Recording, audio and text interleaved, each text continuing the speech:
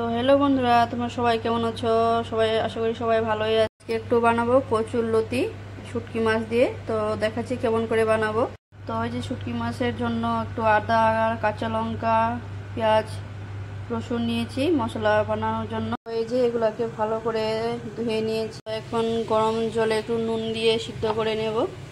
তো এই যে বন্ধুরা, একটু নুন আর একটু লেবু দিয়েছি, তো সিদ্ধ হচ্ছে। তো এই যে দেখো, বাবলা শুটকিগুলোকে কেটে নিয়েছি, একটু গরম জলে ভিজিয়ে রেখেছি। তো আর একটু নুন, একটু হলুদ দিয়ে ভেজে নিচ্ছি। তো আদা রসুন বাটার একটু নুন দিয়ে দিচ্ছি, একটু হলুদ গুঁড়ো আর একটু জিরে গুঁড়ো দিয়ে দিলাম। এটা গরম হয়ে গেছে, মশলাগুলো দিয়ে দিচ্ছি। তো একটু মশলাগুলো ভাজা ভাজা করে নেই। এই যে মশলাটা ভাজা ভাজা হয়ে গিয়েছে, এখন লতিগুলো দিয়ে দিচ্ছি। তো এখন শুকনো মাছগুলোকে দিয়ে দিলাম, একটু জল দিয়ে দেবে। তো একটু চিনি দিয়ে দিচ্ছি, চিনি দিলে একটু খেতে ভালো লাগে। একটু নাড়া দিয়ে দিই।